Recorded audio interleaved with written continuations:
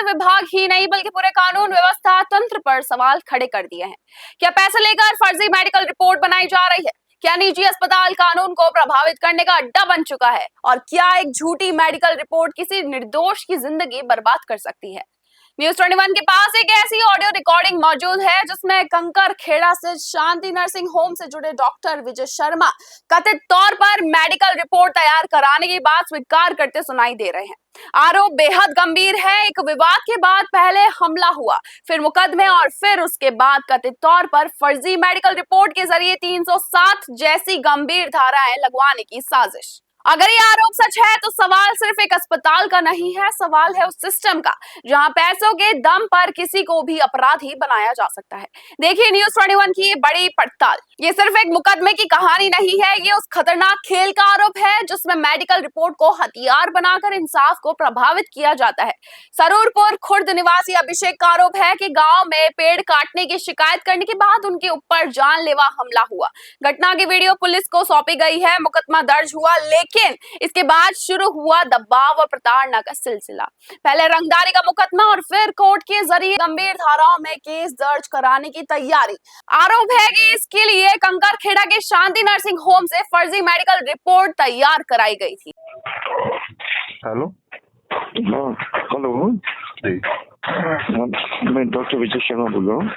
Hello hello. Hello जी sir. हाँ, मैं doctor Vijay Sharma बोल रहा हूँ। जी सर। हाँ, निकल तुम। हेलो। जी सर। निकल गए तुम लोग?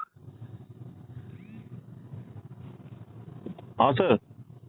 मैं क्या निकल गए तुम लोग? आज ही निकल गए थे हम तो।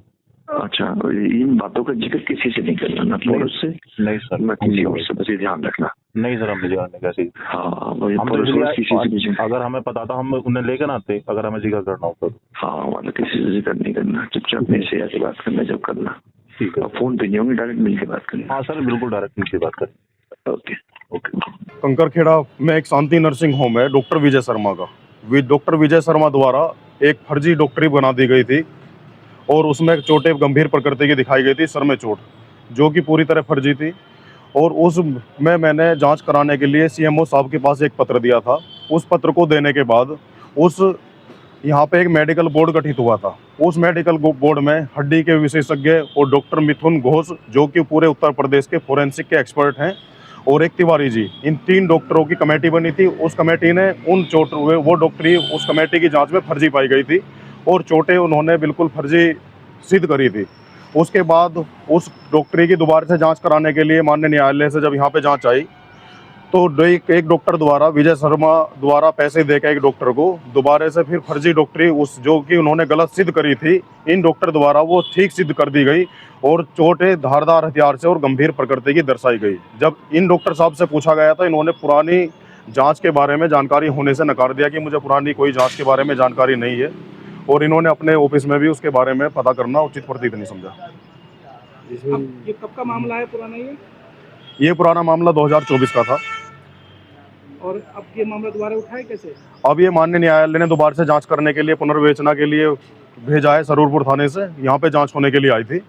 और जो डॉक्टर विजय शर्मा है, एक बात और मैं बतानी चाहूँगा, जब हमारी फर्जी डॉक्टरी कर ली गई थी तो डॉक्टर विजय शर्मा का स्टिंग ऑपरेशन करने के लिए हम 2-3 लड़के गए थे और हमने उसके सहयोगी को 500 रुपये दे के हमने डॉक्टर विजय शर्मा को बुलाया था और हमारे फ़ोन से पूरी रिकॉर्डिंग है उस पूरी घटना की।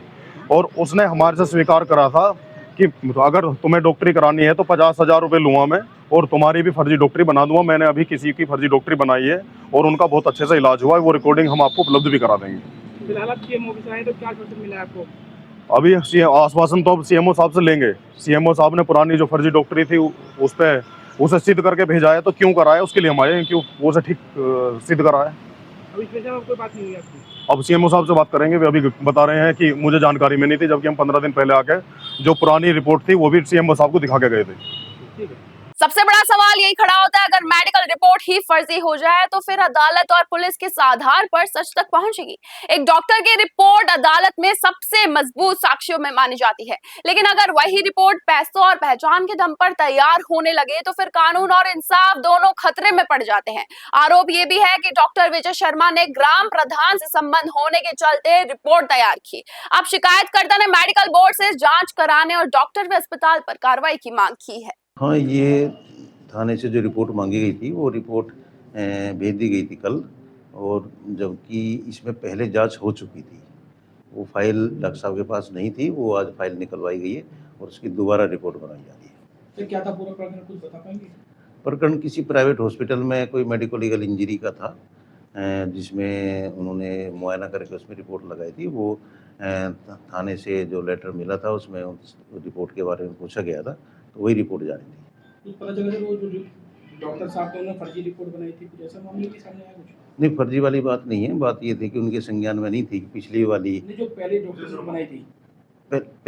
पहले जो 2025 में रिपोर्ट बनी, 24 में रिपोर्ट बनी थी, उनके संज्ञान में नहीं थी डॉक्टर साहब के। एक फर्जी मेडिकल रिपोर्ट और किसी की पूरी जिंदगी अदालतों के चक्कर में फंस सकती है। ऐसे में सवाल सिर्फ एक अस्पताल का नहीं, सवाल उस पूरे नेटवर्क का है जो पैसों के दम पर कानून की धाराएं तय करने का आरोप झेल रहा है। अगर आरोप सही है तो ऐसे लोग डॉक्टर नहीं, सिस्टम के भीतर छिपे वो चेहरे हैं जो सफेद कोट पहनकर कानून और इंसाफ दोनों का सौदा कर रहे हैं। अब देखना ये होगा कि स्वास्थ्य विभाग और पुलिस इस मामले में कार्रवाई करती है या फिर ये मामला भी फाइलों में दबकर रह जाएगा। कैमरामैन धर्मेंद्र के साथ सुदेश कुमार यादव की रिपोर्ट।